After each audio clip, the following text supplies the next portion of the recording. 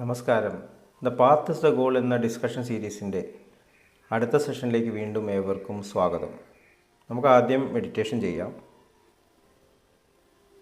കണ്ണുകൾ അടച്ച് ശാന്തമായിരിക്കൂ. ഭൂമി മാതാവിനോടും സർവചരാചരങ്ങളോടും അന്തരീക്ഷത്തോടും കൃതജ്ഞത രേഖപ്പെടുത്തൂ. ഭൂമി മാതാവിൽ നിന്നുമുള്ള ഹീലിംഗ് എനർജി കാലുകളിലൂടെ പ്രവേശിച്ച് ശരീരം മുഴുവൻ വ്യാപിക്കുന്നതായും ശരീരത്തിലെ എല്ലാ ഭാഗങ്ങളെയും എല്ലാ കോശങ്ങളെയും റിലാക്സ് ചെയ്യാൻ സഹായിക്കുന്നതായും അനുഭവിക്കൂ.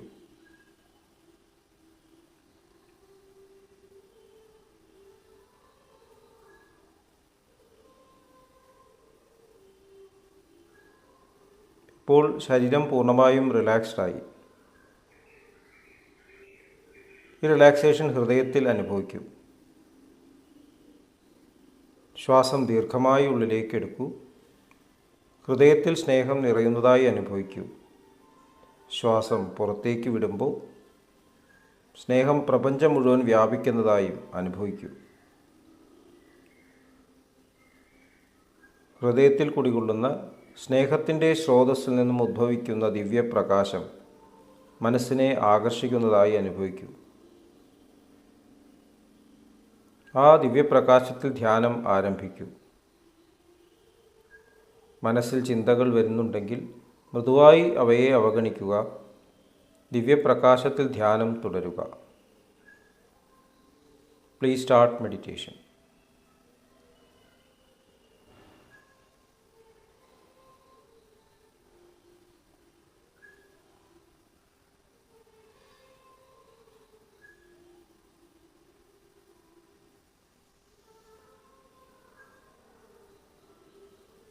ഓക്കെ, ആ കണ്ടീഷൻ ഹൃദയത്തിൽ നിലനിർത്തി പതുക്കെ കണ്ണുകൾ തുറക്കൂ. എല്ലാവരെയും വീണ്ടും ഹാർദമായി ഹാർട്ട്ഫുൾനെസ് സഹജമാർ മെഡിറ്റേഷൻ സിസ്റ്റത്തിലേക്ക് സ്വാഗതം ചെയ്യുന്നു. എങ്ങനെ ജോയിൻ ചെയ്യാം എന്നത് ഡിസ്ക്രിപ്ഷൻ ബോക്സിൽ കൊടുത്തിട്ടുണ്ട്. നമ്മൾ അഹിംസയെക്കുറിച്ച് ആണ് ചർച്ച ചെയ്യുന്നത്. അഹിംസ എന്നുള്ള ആ അൾട്ടിമേറ്റ് സ്റ്റേറ്റ് അത് സ്നേഹം തന്നെയാണ് എന്നാണ് നമ്മുടെ രാഷ്ട്രപിതാവ് പറഞ്ഞിട്ടുള്ളത്. അപ്പോൾ പാതയും അഹിംസ തന്നെ ആയിരിക്കണം. ഹാർട്ട്ഫുൾനെസ് ഈ ഒരു മാർഗം വളരെ വളരെ സുഗമമാക്കുന്നു. അതിൻ്റെ അടിസ്ഥാനപരമായിട്ടുള്ള തലത്തിൽ തന്നെയാണ് ഹാർട്ട്ഫുൾനെസ് സ്റ്റാർട്ട് ചെയ്യുന്നത്. നമ്മൾ അഹിംസ തുടങ്ങേണ്ടത് ഉള്ളിൽ നിന്നാണ് എന്ന് നമ്മുടെ മാസ്റ്റേഴ്സ് പറയുന്നു. അതിൻ്റെ കാരണങ്ങൾ ഉള്ളിൽ തന്നെയാണ്. നമ്മൾ തന്നെ സൃഷ്ടിച്ചിട്ടുള്ള മുൻവിധികളും അതുപോലെ തന്നെ നമ്മൾക്കുള്ള മുൻ സങ്കല്പങ്ങളും ഇതൊക്കെയാണ് നമ്മുടെ പ്രതികരണങ്ങൾക്ക് കാരണം. ഹിംസാത്മകമായിട്ടുള്ള മനോഭാവം, ഹിംസാത്മകമായിട്ടുള്ള ചിന്താഗതി, പ്രവൃത്തികളൊക്കെ അങ്ങനെയാണ് വരുന്നത്. അപ്പോൾ സ്റ്റാർട്ട് ചെയ്യേണ്ടത് ഉള്ളിൽ നിന്നാണ്. അപ്പോൾ മഹാത്മാഗാന്ധിജി ഉള്ളിലുള്ള ഒരു പരിശുദ്ധി കൊണ്ടുവരണം. ആ പരിശുദ്ധി നിലനിർത്തണം. ആ പരിശുദ്ധി ലോകത്തിൽ മാനിഫെസ്റ്റ് ചെയ്യണം, കമ്പാഷനായിട്ട് മാനിഫെസ്റ്റ് ചെയ്യണം എന്ന് പറഞ്ഞിട്ടുണ്ട്. അഹിംസ കമ്പാഷനാണ്. സത്യാഗ്രഹം എന്ന് പറഞ്ഞാൽ ഉള്ളിലേക്കുള്ള യാത്ര, അഹിംസാത്മകമായിട്ടുള്ള നിലപാട് എന്ന് പറഞ്ഞാൽ പുറത്തേക്കുള്ള കമ്പാഷൻ്റെ പ്രകടനം. നമ്മുടെ ജീവിതത്തിൽ അത് പ്രാവർത്തികമാവണം. അപ്പോൾ സഹജമാർഗത്തിൽ നമ്മൾ സ്റ്റാർട്ട് ചെയ്യുന്നത് ഉള്ളിലുള്ള ശുദ്ധീകരണത്തിലൂടെയാണ് എന്ന് ഡിസ്കസ് ചെയ്തു. സഹജമാർഗത്തിൽ പാരലായിട്ട് ഡിസ്ട്രക്ഷൻ ആൻഡ് കൺസ്ട്രക്ഷൻ നടക്കുന്നു. ഇത് രണ്ടും നിർവഹിക്കുന്നത് പ്രാണാഹുതി തന്നെയാണ്. പ്രാണസ്യ പ്രാണൻ തന്നെയാണ്, പൂർണ്ണ സ്നേഹം തന്നെയാണ്. അപ്പോൾ അവിടെ ഡിസ്ട്രക്ഷൻ എന്ന് പറയാൻ സാധിക്കില്ല. സ്വാമി വിവേകാനന്ദൻ പറഞ്ഞിട്ടുള്ളത് there is no destruction, it's only returning to the cause. കാരണത്തിലേക്ക് തിരിച്ചു പോവുക. സഹജമാർഗം ഇതാണ് പ്രാക്ടീസ് ചെയ്യുന്നത്. നമ്മുടെ ഉള്ളിലുള്ള നമ്മൾ സൃഷ്ടിച്ചിട്ടുള്ള സംസ്കാരാസ് നമ്മുടെ അറിവില്ലായ്മ കൊണ്ട് സംഭവിച്ചാണ്. അതിന് യഥാർത്ഥ അടിസ്ഥാനപരമായിട്ടുള്ള കാരണം ഒന്നു മാത്രമേ ഉള്ളൂ, സ്നേഹം മാത്രമേ ഉള്ളൂ. സ്നേഹമാണ് സെൽഫിഷ്നെസ്സായിട്ട് മാറുന്നത്. നമ്മുടെ സ്വാർത്ഥ ചിന്തകളും യഥാർത്ഥ സ്നേഹം കൊണ്ട് തന്നെയാണ്. ഞാൻ എന്നെ കൂടുതൽ സ്നേഹിക്കുന്നു, എൻ്റെ ശരീരത്തെ സ്നേഹിക്കുന്നു, എൻ്റെ പദവിയെ സ്നേഹിക്കുന്നു. അപ്പോൾ അതിനെ ട്രാൻസ്ഫോം ചെയ്യണം. എൻ്റെ യഥാർത്ഥ പദവിയെ സ്നേഹിക്കുന്ന, എൻ്റെ യഥാർത്ഥ ഉണ്മയെ സ്നേഹിക്കുന്ന തരത്തിലേക്ക് ട്രാൻസ്ഫോം ചെയ്യും. ആ കൺവേർഷനാണ് യഥാർത്ഥത്തിൽ ക്ലീനിങ്ങിന് സംഭവിക്കുന്നത്. സഹജമാർഗത്തിൽ ശുദ്ധീകരണം ചെയ്യുമ്പോൾ പ്രാക്ടീസ് ചെയ്യുന്നവർക്കറിയാം നമ്മുടെ ഹൃദയത്തിൽ നിന്നുള്ള നമ്മുടെ സിസ്റ്റത്തിൽ നിന്നുള്ള എല്ലാ സ്ഥൂലതകളും മാലിന്യങ്ങളും നിർമ്മാർജ്ജനം ചെയ്യപ്പെടുകയാണെന്നും ആണ് സങ്കല്പം. പക്ഷെ അഡീഷണലായിട്ടൊരു സങ്കല്പമുണ്ട്. ഈ റിമൂവൽ സംഭവിക്കും. റിമൂവൽ എന്ന് പറഞ്ഞാൽ കൺവേർഷൻ മാത്രമല്ല, എവിടേക്കും പോകണില്ല. നമുക്ക് സങ്കല്പം തരുന്നുണ്ട്, പുകയുടെ രൂപത്തിൽ പോവുക, നമുക്ക് മനസ്സിലാക്കാൻ വേണ്ടിയിട്ടാണെന്നാണ് എനിക്ക് തോന്നുന്നത്. പക്ഷെ ആ വെസൽ നമ്മൾ എം ടി ആയി കഴിയുമ്പോൾ, നമ്മുടെ സിസ്റ്റം എം ടി ആയി കഴിയുമ്പോൾ അത് അങ്ങനെ വിടാൻ പറ്റില്ല. അങ്ങനെ കഴിഞ്ഞാൽ പിന്നെയും പാസ്റ്റ് അവിടെ വേറെ ഒന്നും ഫില്ല് ചെയ്യാൻ പറ്റില്ല. നമുക്ക് അറിയുന്ന കാര്യങ്ങൾ വെച്ച് തന്നെ അവിടെ ഫില്ല് ചെയ്യുന്നു. അവിടെ ഫില്ല് ചെയ്യേണ്ടത് എന്താണ്?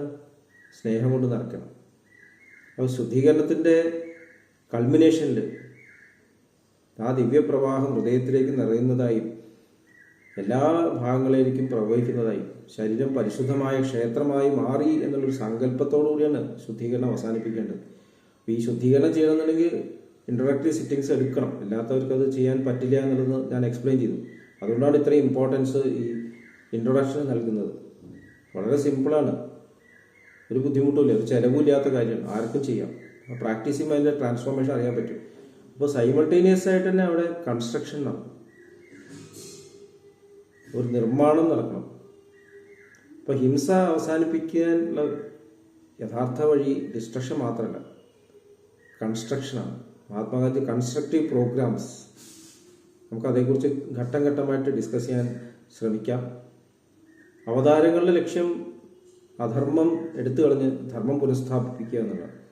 ഭഗവാൻ ഭഗവത്ഗീതയിൽ പറയുന്നുണ്ട്, യഥാ യഥാ ഹി ധർമ്മസ്യ ഗ്ലാനിർഭവതി ഭാരത അഭ്യുത്ഥാനം അധർമ്മസ്യ തദാത്മാനം സൃജാമ്യഹം പരിത്രാണായ സാധൂനാം വിനാശായ ച ദുഷ്കൃതാം ധർമ്മ സംസ്ഥാപനാർത്ഥായ സംഭവാമി യുഗേ യുഗേ. വളരെ പ്രസിദ്ധമായിട്ടുള്ള ശ്ലോകനാണ്. ധർമ്മം പുനഃസ്ഥാപിക്കാൻ വേണ്ടിയിട്ട് അധർമ്മം എടുത്തു കളഞ്ഞിട്ട് പുനഃസ്ഥാപിക്കുകയാണ്. പക്ഷെ സ്ഥാപിച്ചു കഴിഞ്ഞാൽ ഫൗണ്ടേഷനിൽ നിന്ന് നിർമ്മാണം തുടങ്ങും, കൺസ്ട്രക്ഷൻ തുടങ്ങും. അത് അവതാരങ്ങളുടെ ജോലിയല്ല, അത് ഇവിടെ പ്രവർത്തിക്കുന്ന ധർമ്മബോധമുള്ള മനുഷ്യന്റെ ചുമതലയാണ്. അത് ലീഡ് ചെയ്യുന്നതാണ് മാസ്റ്റേഴ്സ്. ഇപ്പോൾ സ്ലേറ്റ് ക്ലീനാക്കി തന്നു, ഇനി അതിൽ എഴുതേണ്ടത് എന്താണ്? സ്നേഹത്തിൻ്റെ ലിപികളാണ് നമ്മളതിൽ രചിക്കേണ്ടത്, എഴുതേണ്ടത്. അപ്പോൾ ആ കൺസ്ട്രക്ഷൻ തുടങ്ങേണ്ടത് നമ്മുടെ ഉള്ളിൽ നിന്നാണ്. അപ്പോൾ നമ്മുടെ ഉള്ളിൽ നിന്നും തന്നെയുള്ള ആ സ്രോതസ്സിൽ, അതിൽ നിന്നും വരുന്ന പ്രകാശം തന്നെയാണ് നമ്മൾ നിറയ്ക്കുന്നത്. കൺസ്ട്രക്ഷൻ നടക്കാനും ആ പ്രാണാഹുതി തന്നെ സഹായിക്കുന്നു. അപ്പോൾ നമ്മൾ ശുദ്ധീകരണം കഴിഞ്ഞിട്ട് ഫില്ല് ചെയ്യുമ്പോൾ, ഡിവൈൻ ഗ്രേസ് കൊണ്ട് ഫില്ല് ചെയ്യുമ്പോൾ നമ്മൾ ശരിക്കും അവിടെ ഒരു കൺസ്ട്രക്ഷൻ ആണ് നടത്തുന്നത്. നമ്മൾ ഡിവൈൻ ഫീൽഡായിട്ട്, ക്ഷേത്രമായിട്ട്. അപ്പോൾ ഇത്രയും നമ്മൾ സെൽഫിഷായിട്ട് മാത്രം ഉപയോഗിച്ചിരുന്ന ഈ ഉപകരണം നിസ്വാർത്ഥമായിട്ട് ഉപയോഗിക്കാനുള്ളൊരു സാധ്യത നമ്മുടെ ലിവിങ് മാസ്റ്റർ ക്രിയേറ്റ് ചെയ്യുന്നു. ഇതാണ് അത്ഭുതം, സഹജമാർഗത്തിൻ്റെ അത്ഭുതം. നമ്മുടെ ഫസ്റ്റ് സ്റ്റെപ്പിനെ കുറിച്ചിട്ട് എല്ലാവർക്കും ക്ലാരിഫിക്കേഷൻ ലഭിച്ചു എന്ന് മനസ്സിലാക്കുന്നു. എല്ലാവരെയും വീണ്ടും ഹാർട്ട്ഫുൾനെസ് സിസ്റ്റത്തിലേക്ക് സ്വാഗതം ചെയ്യുന്നു. അടുത്ത സെഷനിൽ നമുക്ക് ഈ അത്ഭുതകരമായ പദ്ധതിയുടെ എഫക്റ്റുകളെക്കുറിച്ച് നമുക്ക് ഡിസ്കസ് ചെയ്യാം. നന്ദി, നമസ്കാരം.